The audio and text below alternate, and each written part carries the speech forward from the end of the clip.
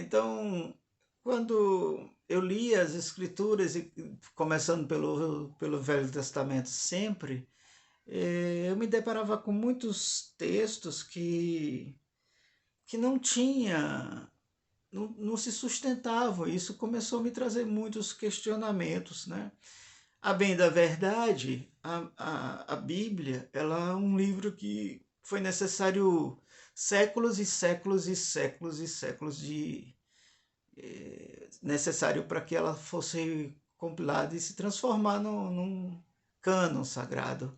Isso só se dá no século IV da nossa era, né? Mas ela levou muitos séculos nessa construção. E entendi que talvez boa parte dessas incoerências que tem, dessas contradições que tem, não se deu porque hoje, em pleno século XXI, a gente imagina que alguém sentou num canto, numa casinha, numa taberna, num quartinho, pegou papel. É a nossa mentalidade do século XXI para tentar entender a Bíblia. E alguém pegou caneta e papel e foi escrevendo um atrás do outro, capítulo após capítulo. E a Bíblia não é assim. A Bíblia é composta de centenas, talvez milhares de pequenas porções que foram agregadas uma à outra. Então é de se entender que haja muitas contradições por conta do tempo que ela foi levada para se transformar num cânon e ao passar dos séculos, os acréscimos que sentiam, a sociedade em si já tinha evoluído um pouco mais, a compreensão talvez tinha tido era um pouco mais. E assim, quando esses textos todos é compilado num único cano, ele começa a aparecer todas as suas incoerências e contradições. No mundo cristão, que é o mais comum, no meio evangélico é mais comum, é que o seu acesso culturalmente, basicamente, sejam de livros que tratam de literatura cristã. Não se incentiva no meio evangélico a leitura de livros seculares, de outra perspectiva, a ciência principalmente. E ao longo da história a gente sabe muito bem que livros e livros foram destruídos, sabe, desde a Biblioteca de Alexandria, passando por todas as grandes bibliotecas do passado, foram destruídas por conta disso. Chega um governo, chega uma nova modalidade de entendimento das escrituras e aquela antiga não servia mais e vamos queimar, né? Literalmente queimar nas fogueiras todos os livros que não fazem parte agora da nossa crença, do nosso propósito, do nosso dogma. Isso é facilmente explicável, porque se você é de uma igreja batista, provavelmente vai fazer um seminário batista. Se é de uma assembleia, você provavelmente vai fazer, não obrigatoriamente, mas provavelmente pela inclinação vai fazer um seminário da assembleia e assim sucessivamente. Hoje já existem diversas denominações com seus próprios seminários, porque se pretende perpetuar a doutrina ou o ensinamento das suas próprias instituições. E ao longo dos séculos nada foi diferente, sempre foi da mesma maneira, né?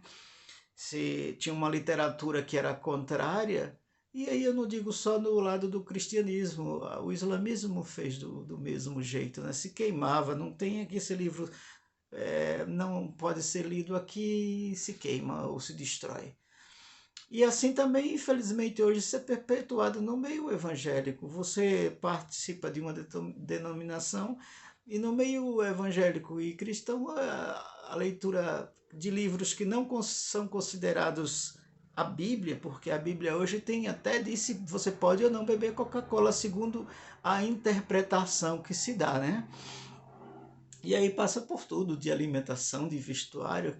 Acredite, tem lojas que vendem moda evangélica, moda cristã, tirando isso tudo da Bíblia. Então, quando eu comecei a enxergar essas divergências e dificuldades da Bíblia, entendendo que como ela foi se dando aos séculos e foram pequenas porções que foram acrescentadas, naturalmente que surgissem todas essas divergências, né? Vou dar só um exemplo aqui, não é o que eu estou querendo tratar nesse vídeo, é mais de quem eu sou, um pouco da minha história. Você vê lá em Gênesis 4:26 que diz que se começou a invocar o nome do Senhor.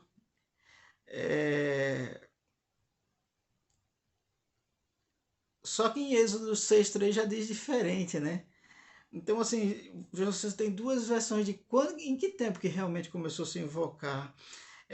Outra grande polêmica que hoje no meio acadêmico boa parte já se acredita que quem escreveu o Pentateuco, que sempre foi atribuído a Moisés, já quase que a academia em todo peso acredita que não foi o tal de Moisés.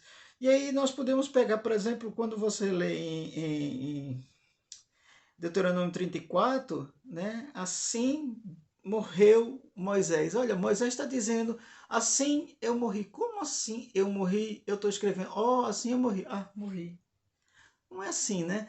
Então, se você pega Deuteronômio logo no capítulo, diz que assim disse Moisés que depois do Jordão. Ora, mas se diz que ele subiu no Nebo e morreu, como é que Moisés está dizendo que ele escreveu isso depois de ter passado o Jordão, se só quem passa o Jordão é Josué? Então, e tem muitas, a gente vai passando assim por exemplo, Davi, né, diz que Davi trouxe, em 1 Samuel 17:54, diz que Davi trouxe a cabeça de Golias a Jerusalém, se nem Jerusalém ainda tinha sido tomada.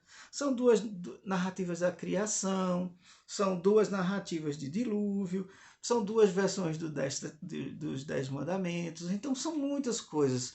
Então, eu como pastor, na época, eu evitava até que as pessoas me perguntavam, mas aquelas pessoas que costumavam ler a Bíblia, elas vinham me perguntar e eu dizia, e agora? O que que eu digo? Digo o que para essas pessoas? Porque são questões que para muita gente vai abalar a sua fé, vai abalar a sua crença. E aí eu notava o nível de infantilidade da crença. Se eu preciso de um papel que seja a Bíblia, aqui eu tenho muitas, várias delas aqui. Não sei, eu acho que dá até para dar uma olhadinha aqui. Ó, tudo isso ali em cima são Bíblias, fora as que tem ali embaixo são Bíblias também. Então, assim, se eu preciso de um livro para legitimar aquilo que eu creio, eu sou de uma estrutura ainda tão frágil e tão pequena.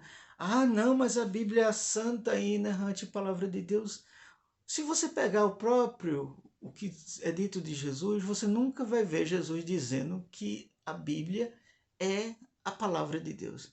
Jesus sempre vai usar a expressão assim diz as Escrituras, não está escrito nas Escrituras. E que Escrituras eram aquelas da qual Jesus estava falando? Do Mateus, Marcos, Lucas, João, as cartas paulinas? Não.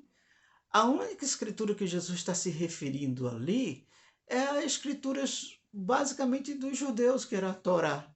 Torá, os profetas, os poéticos, os livros poéticos, né? Os pequenos profetas. Então, era isso que Jesus chamava de escritura. Quando Paulo diz que toda a escritura é divinamente inspirada, que escritura que Paulo estava falando? Paulo estava falando da Torá. Não tinha Mateus, Marcos, Lucas.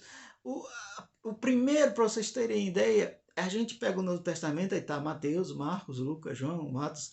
Aí a sequência toda, a gente acha que essa sequência que está posta na Bíblia é a sequência da ordem dos anos em que ela foi escrita. E não é. A primeira carta o primeiro escrito do Novo Testamento foi Tessalonicenses. Depois Marcos. E Marcos está no segundo lugar, né? O primeiro evangelho é o de Mateus. Então a gente tem uma perspectiva errada.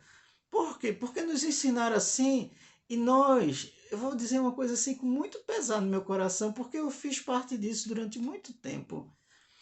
A maioria do povo brasileiro prefere assistir ao filme do que ler o livro.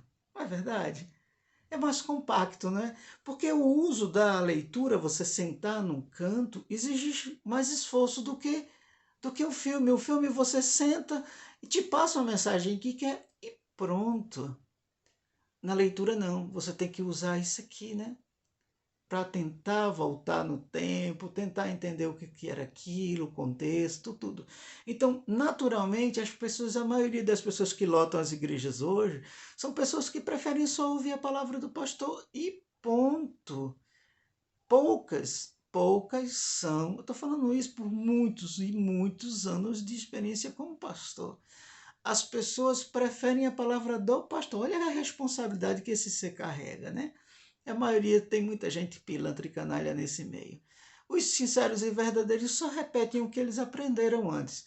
Então, olha o nível de inteligência que nós temos vivido no meio evangélico. E hoje, se você tem uma rede social, você tem um TikTok da vida, você vai ver as coisas mais loucas acontecendo no meio evangélico.